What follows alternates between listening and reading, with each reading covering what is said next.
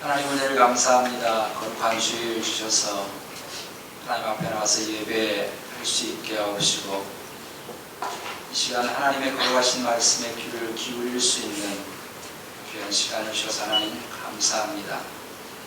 성령 하나님께서 이 가운데 찾아와 주시고 우리가 들어야 될 하나님의 음성을 들을 수 있는 귀한 시간 되게 하여 주옵소서. 예수님의 이름으로 기도드립니다. 한국처럼 이념 갈등이 심한 나라는 아마 없을 것 같습니다. 한국에서의 이념 갈등은 단지 탑상에서 토론하는 정도의 수준이 아니고 그 이념이라고 하는 것 차이 때문에 같은 형제들끼리 총칼을 들이댔던 아픔을 경험했기 때문에 한국에서의 이념 갈등은 남다르다고 할 수 있습니다. 그래서 그 사람이 어떤 이념, 정치적 이념을 가지고 있는가에 따라 때로는 인생 전체가 걸리기도 하고 더 심각하게는 종교적인 혹은 신앙의 색깔이 결정되기도 하는 그런 지경에 있습니다. 제가 아는 후배 목사님이 한국의 어느 교회 담임 목사님 선을 보러 가셨는데 그 교회의 당회원들이 던졌던 질문이 무엇이었는가 하면 그 중에 하나가 태극기 집회를 어떻게 생각하십니까? 하는 질문이었습니다. 한 교회 담임 목사님을 초청하는 중요한 문제를 두고 그 목사님의 정책인 색깔을 점검하려고 할 정도로 한국에서의 이념 갈등은 굉장히 깊고 또 그 상처가 굉장히 깊습니다. 간혹 교회에서도 친교 시간에 서로 함께 식사하면서 예민한 한국의 정치적인 문제를 가지고 토론하는 경우들도 있는데 제가 될 수 있는 한 개인적으로는 모르겠지만 교회에서는 그런 대화를 삼가는 것이 유익하겠다 이런 생각을 합니다. 간혹 제가 목회했던 교회에서 성도님들이 저의 정치적인 색깔을 굉장히 궁금해 하십니다. 그래서 예민한 정치적인 문제를 가지고 저에게 질문을 던지면서 목사님 이 건에 대해서는 어떻게 생각하십니까? 라고 묻는데 저는 한 번도 지금까지 답한 적이 없습니다. 제가 만약에 제 정치적인 색깔을 드러냈다가는 다음 주부터 교회를 안 나온다고 하실 분도 혹시 있을까 싶을 정도로 예민한 문제이기 때문에 그렇습니다. 그런데 예수님 당시 유대 사회도 그러했다고 하는 것을 오늘 말씀을 통해서 발견할 수 있습니다. 오늘 말씀에 등장하는 헤롯 당원들과 바리새인들은 정치적인 이념을 달리하는 사람들입니다. 이들이 예수님을 곤경에 빠뜨리려고 예수님에게 정치적인 예민한 문제에 대해서 질문을 던진 것입니다. 그것이 14절에 있는 가이사에게 세금을 바치는 것이 옳은가 그른가에 대한 질문입니다. 이 헤롯 당원들과 바리새인들이 정말 궁금해하는 것은 예수님의 정치적인 색깔입니다. 여러분은 우리 예수님이 보수일까요? 아니면 진보일까요? 여러분 어떻게 생각하십니까? 만약 예수님께서 오늘날 21세기 한국에서 사역을 하셨다면 예수님은 태극기 집회에 참석했을까요? 아니면 촛불을 들고 요즘에 소초동을 가던데 소초동에 가셨을까요? 양쪽 보수와 진보의 세력들은 모두 다 예수님이 자기 편이라고 생각하는 것 같습니다. 왜냐하면 태극기 집회 오신 분들도 십자가를 들고 오시는 분들이 꽤 계시고 촛불을 들고 광화문이나 소초동에 나가시는 분들도 십자가를 드신 분들이 상당히 있는 것을 보면 예수님이 다 자기 편일 것이라 이렇게 생각을 하는 것 같습니다. 서기 6년에 로마는 유대 왕이었던 헤롯 아켈라오를 폐위시키고 로마의 총독 호퍼리우스를 보내서 로마의 황제에게 인두세를 내도록 했습니다. 인두세라고 하는 것은 남자는 12살부터 여자는 14살부터 55세 혹은 65세까지 그 사람의 소득과 상관없이 1인당 반드시 내야 하는 세금을 말합니다. 이 인두세는 로마 황제의 창고에 들어가게 되는데 반드시 황제가 만든 로마의 은전인 데나리온을 내게 되어져 있습니다. 이 인두세를 걷기 위해서는 반드시 해야 될 먼저 단계가 인구조사를 해야 되겠죠. 그런데 이런 인구조사를 저항했던 세력들이 있습니다. 일종의 민족주의자입니다. 사도행전 5장 37절을 보면 당시 유대인들에게 존경받는 율법학자였던 가말리엘이 인구조사 때 갈릴리 사람 유다가 일어나서 반란을 주도했다, 그렇게 말한 적이 있습니다. 이 반란은 실패했죠. 이런 저항 세력, 인두세를 낼 수 없다라고 저항했던 세력들이 성경에 등장하는 열심당입니다. 예수님의 제자들 중에도 열심당 시몬이라고 하는 제자가 있었습니다. 그런데 예수님의 제자들 중에는 반대로 세금을 걷는 일을 했던, 우리가 잘 아는 세리 마태도 있었습니다. 우리나라의 비교를 해본다면 극우 세력과 종북이라고 비난을 받는 좌파 세력이 한 예수 공동체 속에, 제자 공동체 속에 함께 있었다고 하는 것을 알 수 있습니다.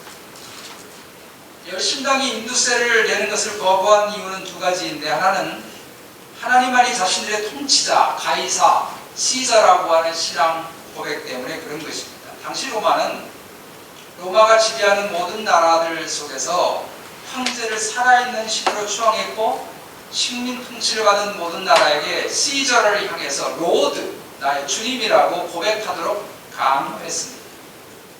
이것이 유대인들을 자극했던 것입니다. 오직 하나님만이 나의 로드라고 고백하는 이 사람들에게 로마의 황제 시저를 향해서 나의 주라고 고백하는 것은 우상숭배와 같다고 했기 때문에 그것을 증명해주고 있는 인두세를 열심당원들은 거부했던 것입니다. 또 하나 거부한 이유는 뭔가 하면, 인두세를 반드시 낼 때 데나리온이라고 하는 황제가 만든 음전을 내게 되어 있는데, 그 음전에는 왕관을 쓴 황제의 흉상이 그려져 있고 글이 써 있습니다.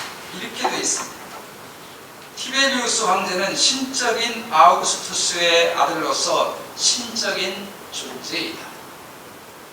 이 글이 써져 있는 음전을 황제에게 바친다는 것은 이 글을 인정한다는 것이어서 마치 우상숭배와 같다고 했기 때문에 열심당원들은 목숨을 걸고 인두세를 거부했습니다. 이런 열심당원들처럼 인두세를 적극적으로 거부하지는 않지만 인두세 내는 것을 굉장히 껄끄러워했던 사람들이 바리새인들입니다. 바리새인들은 어쩔 수 없이 세금을 납부하는 사람들이 많았지만 황제에게 은전을 바치는 것이 마음 편하지 않았습니다. 그래서 바리새인들에게 황제에게 바치는 세금의 문제는 굉장히 민감한 정치적인 문제였습니다. 반면에 오늘 본문에 등장하는 헤롯당이라고 하는 사람들은 친로마적인 정치적인 집단들입니다. 이들은 로마를 등에 업고 과거 헤롯 대왕의 아름다웠던, 자신들이 정권을 잡고 휘둘렀던 그 시대를 다시 부활하고 싶어 했기 때문에 로마의 인두세를 내는 것을 적극적으로 환영했던 사람들입니다. 그러니까 복음서에 등장하는 이런 여러 계파들을 오늘날 한국의 정치적인 스펙트럼에 한번 비교를 해본다면, 꼭 그렇지는 않지만 그렇게 비교해 볼 수 있는데, 그렇게 해본다면 열심당원들은 오늘날의 극좌파라 할 수 있고, 헤롯당원들은 극우라고 할 수 있고, 사두개인들은 애매한 중간의 우파라고 할 수 있고, 바리새인들은 애매한 좌파라고 할 수 있습니다. 그런데 오늘 본문에 등장하는 헤롯당과 바리새인들이 정치적인 견해를 달리하는 이 사람들이 마음이 하나 되고 짝짝꿍이 됐던 것입니다. 왜냐하면 공공의 적이 생겼습니다. 그분이 예수 그리스도이십니다. 주님이 이들에게 공공의 적, 정식의 이념을 달리하는 사람들에게 공공의 적이 된 이유는 뭔가 하면, 주님이 이 모두의 정식의 이념에 동의하시지 않았고 모두에게 가시와 같은 존재였기 때문에 그렇습니다. 그래서 이들이 예수님을 곤경에 빠뜨려 법에 고소할 허물을 잡고자 가장 민감한, 그 당시에 이 네 개의 파들 속에 있는 가장 민감한 문제인 인두세, 세금을 내는 문제를 들고 예수님께 질문을 던진 것입니다. 곤란한 질문이죠. 만약에 바치라고 예수님이 말하면 유대인들이 예수님을 우상숭배했다고 주장할 것이고, 바리새인들이 당장에 들고 일어날 것이고, 바치지 말라고 그런다면 헤롯당원들이 로마 황제를 거부했다, 반역했다고 해서 총독에게 고소할 것. 이때 주님이 유명한 답을 하셨습니다. 그것이 17절입니다. 우리 다시 한번 17절을 같이 한번 읽어보시죠. 시작. 이에 예수께서 이르시되 가이사의 것은 가이사에게, 하나님의 것은 하나님께 바치라 하시니, 그들이 예수에게 명령하여 올라가되.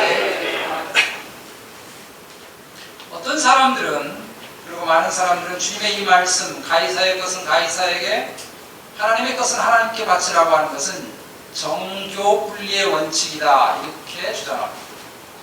정교 분리의 원칙이라고 하는 것은 정치와 종기가 다른 영역 속에 있는 것이고 서로의 자유를 보장해 줘야 된다. 그래서 간섭하면 안 된다 라고 주장하는 것입니다. 가이사의 나라가 있는 것이고 하나님의 나라가 따로 있는 것이다. 이 두 개의 영역은 서로 자유를 보장해 줘야 된다라고 하는 것입니다. 그래서 기독교인들 중에는 정책인 위험이라든지 또 정책인 일에 대해서 선을 두어야 한다, 이렇게 주장하기도 합니다. 어떤 정치적인 이슈가 있으면, 그리고 나라에 대해서 어떤 지도자의 문제가 있으면 그 사람들을 위해서 가만히 기도를 할 것이지, 촛불을 들고 또 피켓을 들고 거리에 나가는 것은 기독교인이 해야 될 자세가 아니다, 이렇게 주장하기도 합니다. 예수님의 이 답 때문에. 그러나 불행하게도 이 정교 분리의 원칙은 기독교가 세속의 부귀의 정치에 대해서 묵인하기도 하고 때로는 타협하는 길을 만들기도 했습니다. 더욱이 사도 바울이 로마서 13장 1절에서 모든 권세는 다 하나님께로부터 나온다고 하는 이 말씀을 오해해서 많은 그리스도인들이 현실의 정치에 대해서는 모두 그냥 눈을 감고 있고 가만히 하나님 앞에 기도만 하면 된다라고 생각을 했습니다. 그러나 여러분, 주님은 이 땅에 사역하시면서 불의한 정부에 대해서 아무 하시지 않으셨습니다. 오히려 그들의 잘못을 강히 비판하셨고 로마에 아첨하면서 자신의 권력을 유지하려고 했던 그런 헤롯에 대해서 누가복음 13장 32절에서 여우라고 비난하였습니다. 여러분, 오늘 예수님께서 가이사의 것은 가이사에게, 하나님께서는 하나님께라고 하는 것은 두 개의 영역이 따로 있는 것이고 서로 간섭하면 안 된다, 그냥 모른 척 해야 된다 라고 말하는 정교 분리의 원칙이 아니라고 하는 것을 우리 복음서의 예수님의 여러 말씀과 행동을 통해서 알 수 있습니다. 또 주님의 이 답은 두 개의 정치적인 이념을 달리하는 이 사람들 아주 교묘하게 중간에, 이 교묘하다고 하는 것을 다르게 좀 표현하면 야비한 건데, 양쪽의 편을 들지 않고 야비하게 피해간 그런 적당한 답이다. 그래서 사람들이 그렇게 답을 듣고 깜짝 놀랐다. 여러분, 그렇게 오해했습니다. 주님은 지금까지 사역하시면서 한 번도 사람들에게 아첨을 하거나 본인이 무슨 생각이 있으신데도 불구하고 그것을 문제가 생길까 싶어서 그것을 말하지 않거나 이렇게 행동하신 분이 아니십니다. 그럼 도대체 주님이 말씀하신 가이사의 것은 가이사에게, 하나님의 것은 하나님의 것이라고 하는 이 답은 무슨 의미일까요? 그리고 오늘날 로마의 지배를 받지 않고 살아가는, 오늘날 가이사가 현존하지 않는 21세기를 살아가는 이민 땅 속에 살아가는 우리들에게 주님의 이 말씀은 무엇을 말씀하는 것입니까? 가장 먼저는 주님은 우리가 살아가는 이 현실의 세상, 현실의 나라에 대해서도 관심을 갖고 그리스도인이 이 땅에 해야 할 빛과 소금의 역할을 잘 감당하라 하는 말씀입니다. 주님이 데나리온을 가져오게 하고는 이 은전의 형상과 글이 누구의 것이냐고 물었습니다. 누구의 것이냐? 당연히 그 은전에는 로마 황제의 형상과 글이 적혀 있죠. 사람들이 답했습니다. 가이사의 것입니다. 그래? 그러면 가이사의 것은 가이사에게 바쳐라. 이 말씀은 지금 아무리 로마의 지배하에 있는 정책의 현실이 내 마음에 들지 않는다고 할지라도 지금 이 땅에서 살아가서 얻는 모든 경제적인 이익은 로마의 정부의 컨트롤 하에서 얻게 되는 것을 인정하라는 것입니다. 데나리온의 은전에 새긴 형상은 소유되었다고 하는 의미입니다. 지금 로마의 지배를 받고 있는 모든 나라들은 로마의 황제 아래, 그 권속 아래, 그리고 그들의 법 아래서 정치적인 혜택을 누리고 있다고 하는 것입니다. 그 현실이 내게 싫든 좋든지 간에 로마의 화폐를 사용해서 경제 활동을 하고 있는 한은 그 화폐의 주인에게 합당한 반응을 합법적으로 지불해야 한다고 주님 말씀합니다. 이 말씀을 오늘날 우리에게 적용해 보자면요, 내가 민주당 소속이든 공화당 소속이든 상관없이, 지금의 대통령이 민주당 소속이든 공화당 소속이든 상관없이 우리가 미국이라고 하는 국가와 이 헌법 아래에서 혜택을 누리고 있으니 나의 정치적인 이념을 떠나서 우리는 미국의 법을 준수하면서 살아야 되고 내가 내야 할 합당한 세금을 내야 한다는 것입니다. 이것이 사도 바울이 로마서 13장 1절에서 위에 있는 권세들에게 복종하라고 하는 말씀의 핵심입니다. 한 걸음 더 나가서 이 원리를 우리의 신앙생활 속에 적용하자면 담임 목사님이 내 마음에 들건 안 들건 상관없이 우리의 진정한 주인은 하나님이시기 때문에 하나님 앞에서 내가 해야 할 의무를 해야 한다는 것입니다. 목사님이 내 마음에 안 든다고, 교회 정치 체제가 내 마음에 안 든다고, 어느 교회 갔더니 어느 장로님, 어느 집사님이 내 마음에 안 든다고 해서 여러분 예배 안 드릴 겁니까?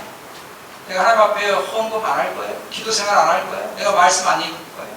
여러분 있을 수 없는 얘기죠. 내가 기분 나쁘다고 헌금 안 합니까? 아니죠. 정말 아닙니다.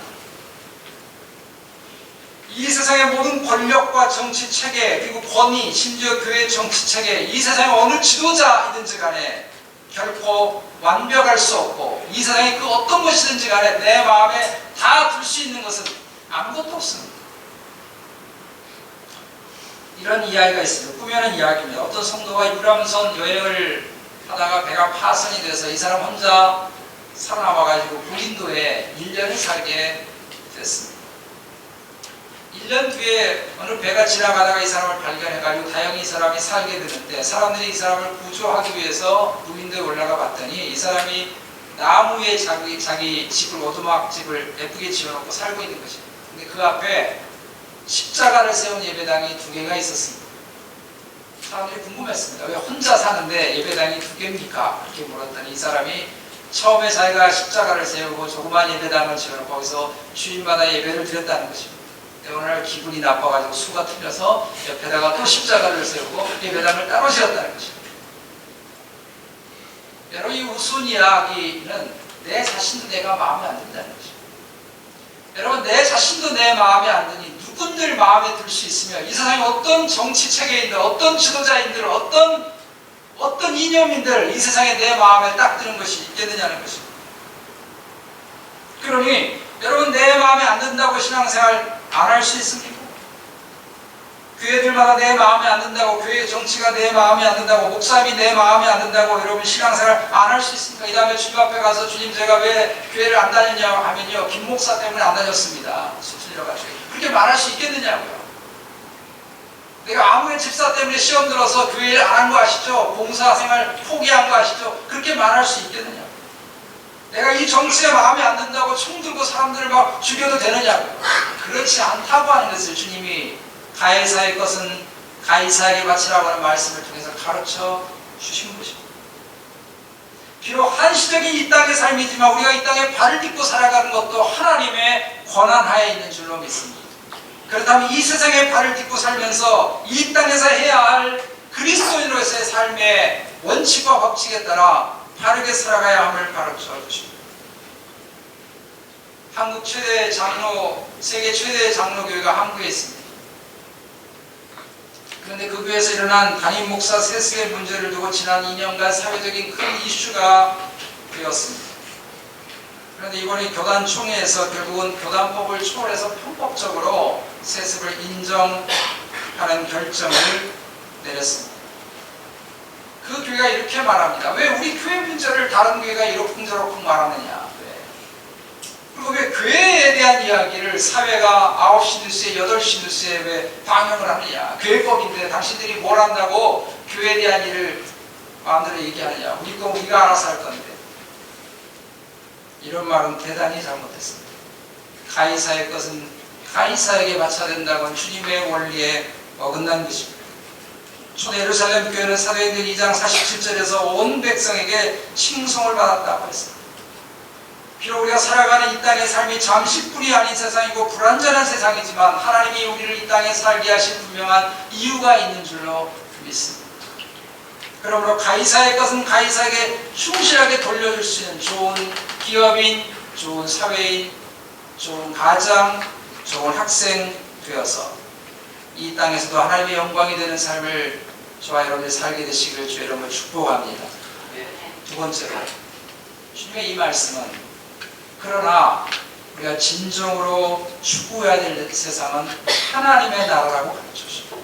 하나님의 나라라고 가르쳐주십니다. 우리 성경에 나와 있지 않습니다만 오늘 17절 말씀에서 가이사의 것은 가이사에게, 하나님께서는 하나님에게라고 하는 그 사이에 카이라고 하는 헬라어 접속사가 있습니다.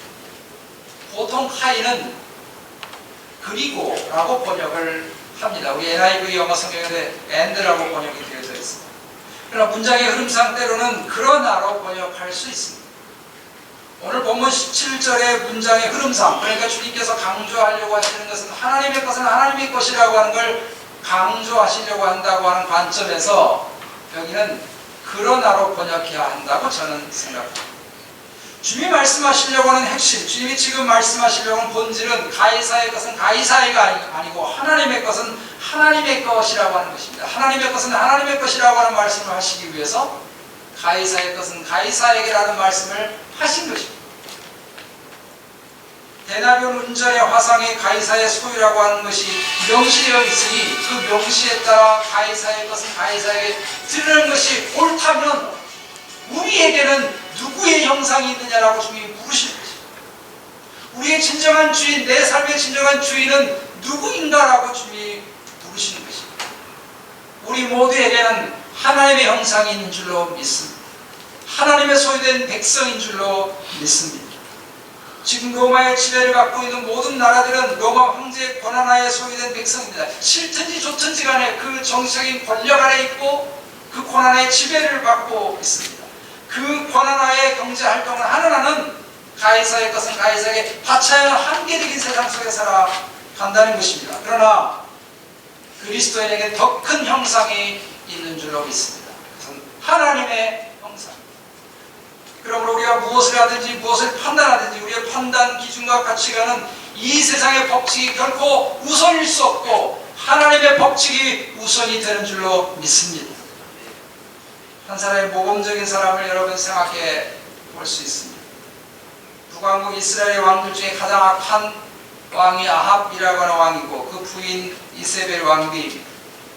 북왕국 이스라엘을 온통 아세라 상과 바알 우상으로 뒤덮어 놓았던 사람들이죠. 그런데 이런 악한 왕궁의 궁궐 살림살이를 책임지고 있었던 공무원이 있었는데 그 사람이 오바댜라고 하는 신하가 있었습니다. 성경은 이 사람을 가리켜서 여호와를 지극히 경외하는 사람이라고 말씀합니다. 그런 나라의 살림살이를 책임지고 있었기 때문에 7년 동안 있었던 기근 동안 백성들의 마실 물을 얻기 위하여 여기저기 다니며 우물을 찾느라고 애를 썼습니다.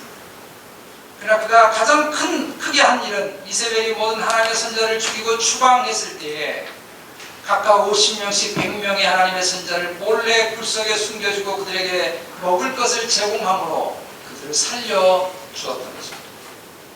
그는 분명 세속 악한 왕궁에서 일을 했고 백성을 위해서 왕궁의 살림살이를 위해서 한 사람의 공무원으로서 열심히 최선을 다했습니다. 가이사의 것은 가이사에게 돌리기 위해서 자신이 세상의 빛과 소금의 역할을 감당하려고 애를 썼습니다. 그러나 그는 결정적인 순간에 하나님의 것은 하나님께 드리기로 한 것입니다. 이 결단은 매우 위험하죠. 이세벨이 누굽니까? 모든 북왕국 이스라엘의 선자들을 죽이고 추방시켰던 사람이고 심지어 엘리야 선자까지 죽이려고 했던 왕비였죠. 그러나 오바댜는 이 중요한 순간에 하나님의 말씀에 귀를 부였습니다. 그 말씀에 따라 순종해 살아간 것입니다. 그가 비록 한 사람의 정치인으로 악한 왕 밑에서 백성들을 섬기는 사람으로 있었지만 그의 진정한 주인은 결코 아합도 아니었고 이세벨도 아니었고 하나님이셨어요. 그래서 그는 눈에 보이는 현실의 가이사의 나라가 살아가고 있었지만 결코 그 현실을 바라보지 않고 눈에 보이지 않는 영원한 하나님의 나라를 바라보고 산 것입니다. 그는 영원한 가이사이신 영원한 주인이신 하나님의 나라를 위해서 살았습니다. 그것이 오늘 주님이 우리 모두에게 살라고 말씀하신 하나님의 것은 하나님께 드리는 삶의 방식인 줄로 믿습니다. 제가 처음에 말씀을 시작하면서 예수님의 제자들은 여러 정치적인 견해를 달리했다는 말씀을 드렸죠. 제자들 중에서는 극좌파인 시몬도 있었고 극우파인 세리마테도 있었습니다. 이들이 어떻게 해서 한 밥상 공동체에서 밥을 먹을 수가 있었을까요? 한국 같으면 그렇게 했겠습니까? 한국 남자들은 군대 얘기하고 정치 얘기 빼면요 별로 할 말이 없는 사람들이에요. 근데 예수님의 제자들이라고 그러지 않았겠어요? 모이면 정치 얘기 안 했겠습니까? 이 민감한 여러 가지 정치적인 상황들 여러분 얘기 안 했겠습니까? 어떻게 극과 극이 만나서 다른 정치적인 견해를 가지고 있는 사람들이 어떻게 한 밥상에서 함께 먹을 수 있었을까요? 그들은 잠시뿐이 아닌 가이사 나라를 주목한 것이 아니라 영원한 하나님의 나라를 주목한 것입니다. 주님과 함께 살아갈 영원한 하나님의 나라를 소망한 것입니다.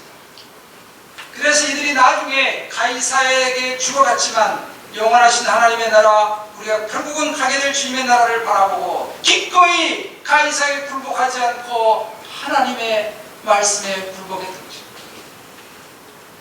사랑하는 성도 여러분, 여러분이 이 땅을 살아가면서 갖는 삶의 기준이 무엇입니까? 무엇인가를 결정하고 무엇인가를 행동할 때 여러분은 어떤 삶의 기준을 가지고 살아가십니까? 여러분의 삶과 마음과 정신을 지배하는 여러분의 시저, 가이사, 주인은 여러분 누구이십니까? 제가 한 가지 이야기를 하고 말씀을 맺겠습니다.